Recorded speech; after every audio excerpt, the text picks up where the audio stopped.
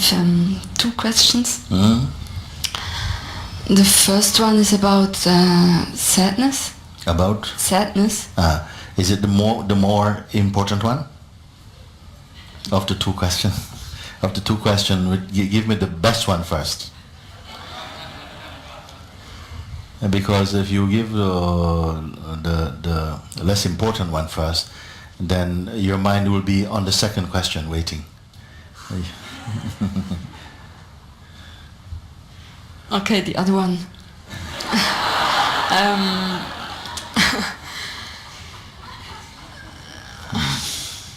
The other one is about relationship. It's,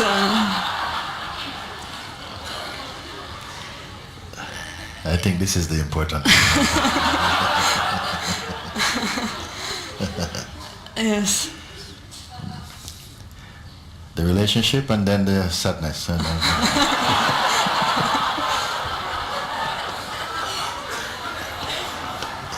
I'm only joking. It's about when I in relationship, when I feel near, when I feel very intimate to a person, and there comes a separation, or the person pushes me away. I totally freak out. Yes, yeah. And it's a feeling that it's like a autonomous reaction. It comes by itself. It's all right. Automatic reaction. Automatically, yes. Why they push you away?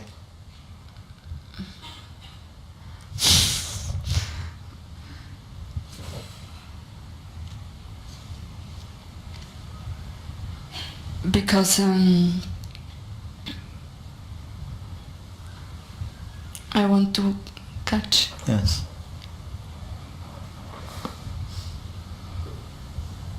You want to hold something. It's too much for another person. It's nice only for a short while.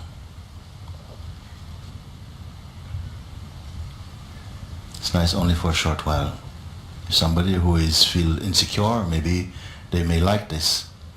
You need me, but after a while it's too much. You must not try to catch anybody. You're not the spider. It's a reaction that comes inside because something feels maybe you are not worthy enough by yourself without any technique. You see?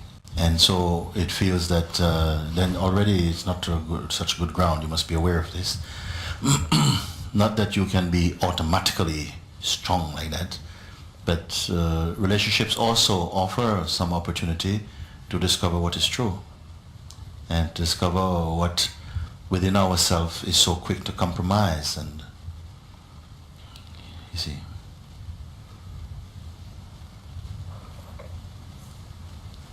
Yes, I can see, no? But it's still there.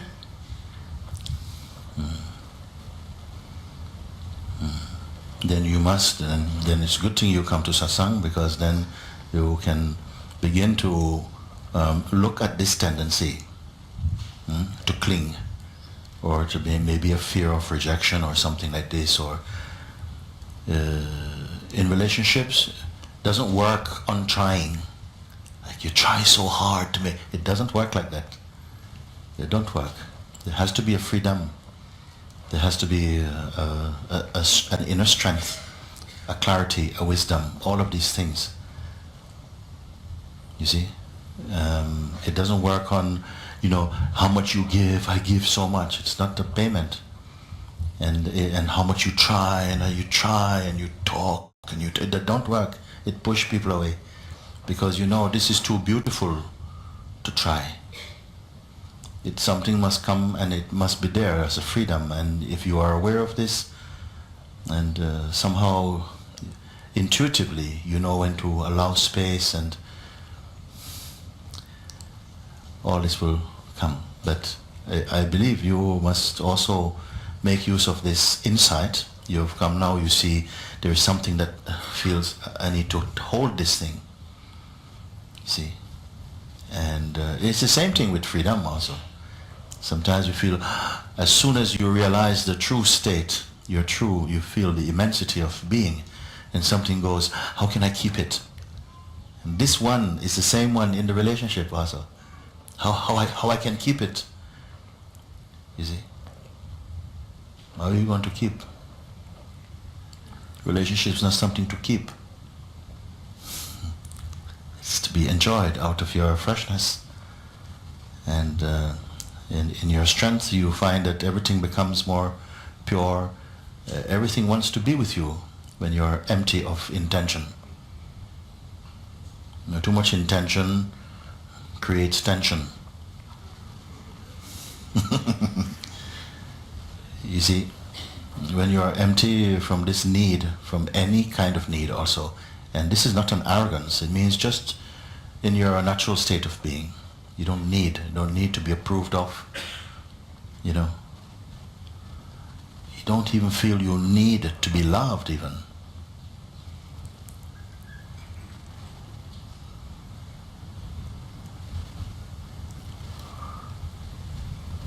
Can you imagine such a thing? Of being in a place where you don't need it to be loved even. It's a very quiet place. In this place, your love becomes very open, very broad, very beautiful, very strong. But for now, I'm not asking you to jump over this thing. I say, look at what it is that feels anything good, I must grab it. Just to look at that, and you know, who is doing this? You see, who needs this thing? And be very, very quiet with this kind of question. Just be very quiet. In fact, I'm going to ask you to do this exercise. Maybe tell me again tomorrow what happened. Just look and feel this. Recreate that scenario in your mind and see what comes up and feels. If you're going to be abandoned or left or something is behaving like this, and take a look. You know, what are you afraid of? Push it to the extreme. Go to the extreme in your image and see what will be the worst, in the worst case, what is going to happen. How it's going to feel. You see, and see who suffers it. Who really is suffering it. But don't forget that you are also observing. So these three things. One is, what do you imagine is going to happen if your fear comes true? That you're going to be rejected. You cannot keep what you want to keep. And you feel pain. Already I look in your eyes, see something is going to leave. Then you go and see what happens. So you are left now, abandoned. They don't want you. And then feel what comes up, but also be very present in the place where you are looking. And be at the same time with the feeling. See what happens. What are you afraid? You see? Like this. This is very intelligent work. Looking at it. And then somehow you feel maybe the whole feeling of the worst feelings that you imagine is going to happen. And then see actually who really is suffering it. If you can identify the one who is suffering it. Don't fall inside the story though, just look. Be very present that you are looking at this. But at the same time give it the best shot at really trying to see and look. You can do this with any feeling, any kind of thought, you can do it. Then you will come to see what is functioning in your name, and find out, is it really you, or is it just some kind of image that is a projection of your mind? And some space will come, and that space will be something very important to recover again. And not be afraid of this experience. Invite it even. Next time you invite the experience to come, throw the best punch. Throw the best punch. Go to extreme. But I will only look at you only through my eyes only. Look, don't interfere, don't judge, don't interpret. See if you can do it. It's a skill that you will quickly develop because it's so, the fruits of your looking is so sweet. It will be sweeter than any relationship to discover your freedom. I'm free of this thing. It wasn't that I need this thing, but what more important, that I see that I'm free of the need to be this. And amazingly, when that space is cleaned inside you, it's what a beautiful attraction also. People want to come, because even if you have some agenda in your mind, you see, that already you have an eye on someone, and then you start to get all your best firepower together to impress. But still, they will smell it. If they are a bit intuitive, they'll smell, this one's dangerous, no? She's going to hit me on the head and pull me inside, and I'm finished. But honestly, this is a good thing to do. Any sort of thing that you feel is keeping your mind or your attention trapped into a kind of scenario, you're afraid of it, then you start to protect. We protect our fears and our attachments like this, the sense of vulnerability. And it's not a good way to go through life at all, as you know. I don't have to even tell you like that. Because it takes so much energy, you see. So this is a way to go through these things. So if you like, if you really understood what I'm asking, then look at it. I don't know if you're able to do it outside of the actuality of the situation, but some people can do it.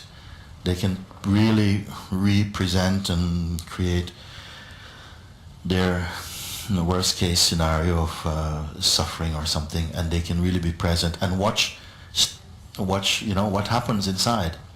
If you are able to do this, it will be a very good exercise for you. And please come give me some feedback, what you have found.